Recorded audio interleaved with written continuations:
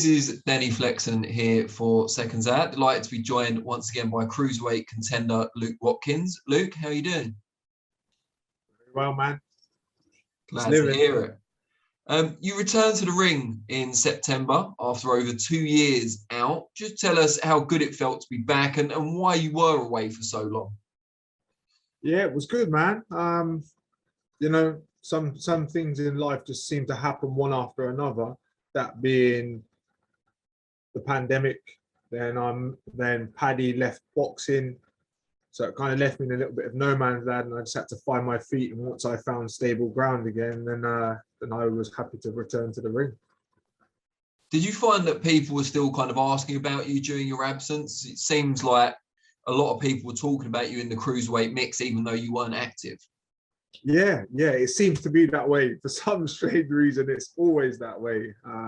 My name gets thrown in the mix, but that's a good thing because I'm here and I'm right in the mix. You know what I mean? I'm still, what am I, in the top 5, top 6 in Britain still. So yeah, it's good, and I'm glad because I'm back, I'm active, and we've got some big fights on the horizon.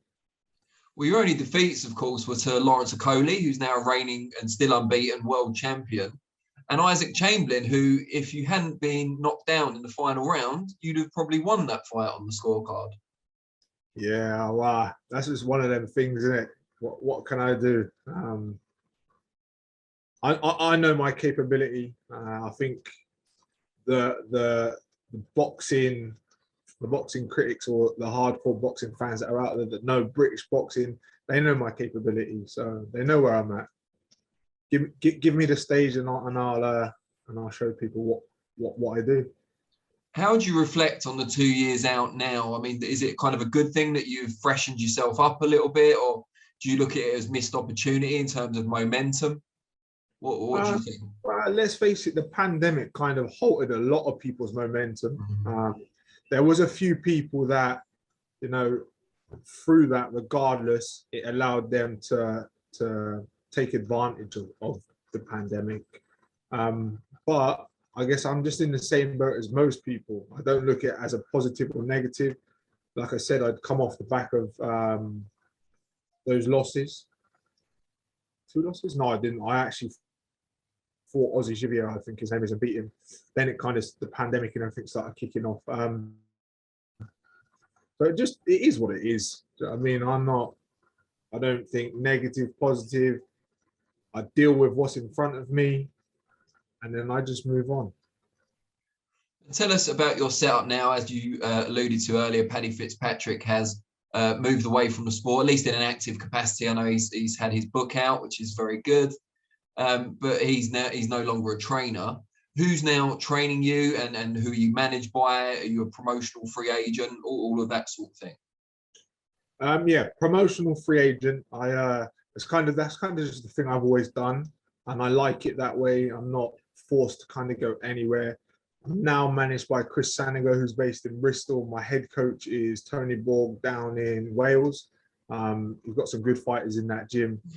Lee Salber's in there, Gavin Gwyn's in there, Jordan's in there, Rashid's in there. There's good fighters in that gym. I'm obviously there when I need to be there because that's Wales. I'm Swindon. And I do a lot of training with a Russian coach here in Swindon called Islan. I've been just training with him over the Christmas period, and obviously coming into the new year, I need to get back to my base and just see what the crack is as we start moving forward. How did it come about starting to train at St. Joe's with Tony and the boys? So they, for whatever reason, those boys used to travel up to Swindon quite a lot. They've got a good connection. Obviously, Jamie Cox was under Tony Borg as well at the back end of his career.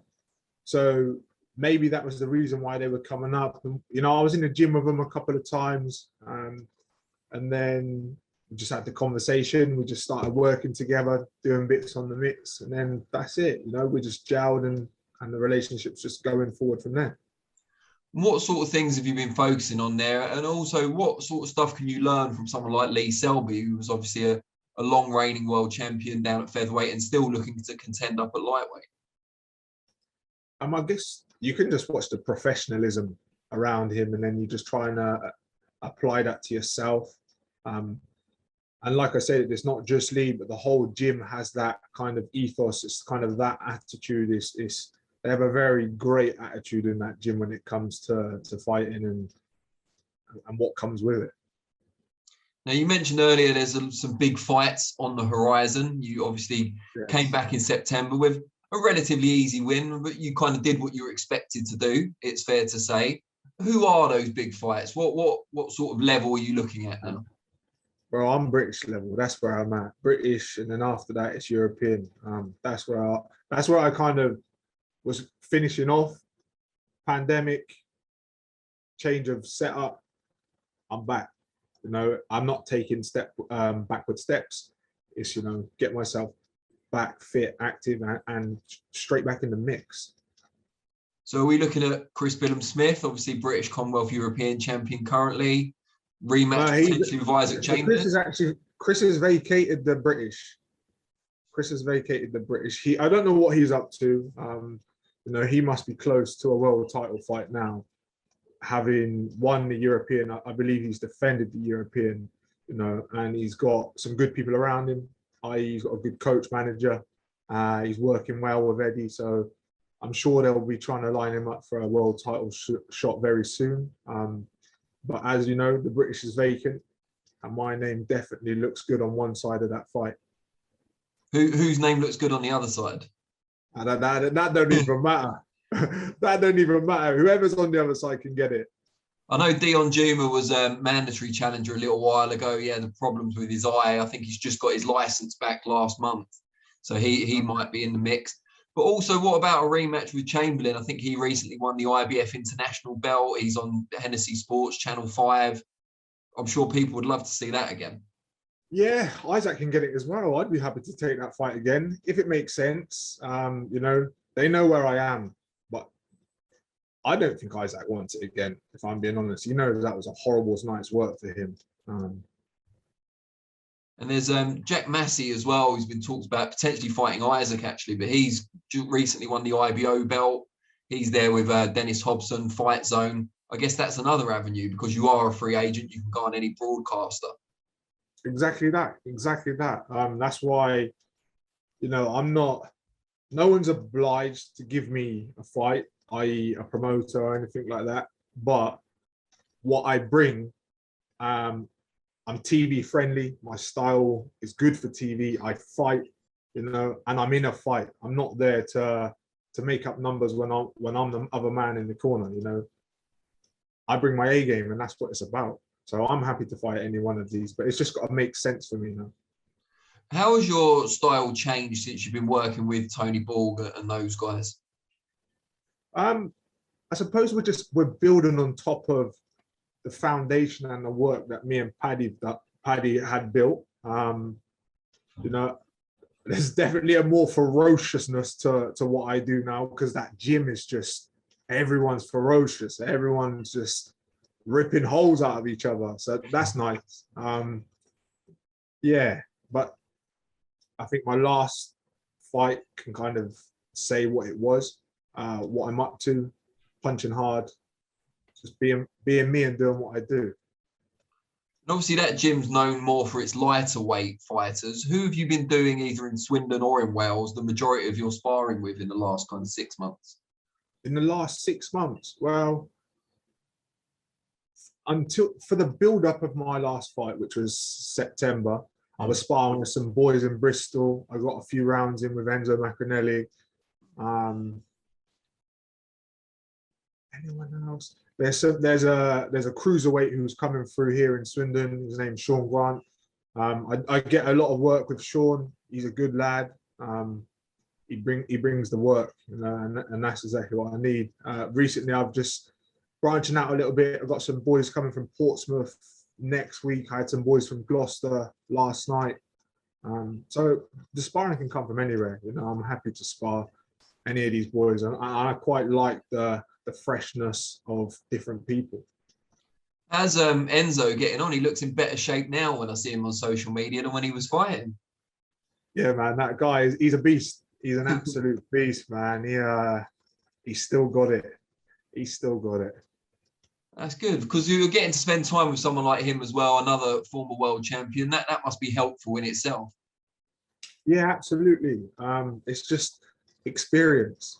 You know, the people that you're rubbing shoulders with is going to rub off on you. So I'm just trying to be around better fighters. You know, it's good for that. I think thinking about it as well. I only went up there a few times, but I went and done some rounds with React for last year sometime. That was good work. They got a good setup up there. Very professional, and I enjoyed that as well. Oh, was that up in Loughborough? That's correct. Yeah. Yeah, facilities there are pretty amazing, actually. Top notch. Top notch. Yeah, top notch indeed. Where would you like to be boxing wise by the end of this year? By the end of this year, I'll have the British title around my waist. Whoever's standing in the way, regardless. Exactly that. Glad to hear it. All right, well, before I let you go, just in case there are people out there who still are unaware of what's going on with you, how can they find you on social media, the different platforms? Mine's real simple. The Duke Watkins is where I'm at on all of my things. Say hello, see what I'm up to. As always, I always say thank you to my sponsors that you know, they've looked after me, kept me going all this time. So Condon Limited, JGS, Heating Engineers. Then I got Ruben and Jazz Bones, Back to Fitness and Gecko Fitness. Thanks to all these people, you know, they keep me going. They keep me doing what I'm doing. Great stuff. Really, really great to catch up with you as well. Hope we get a fight date in the book sooner rather than later, and we can do this again. Exactly that, Danny. Exactly that.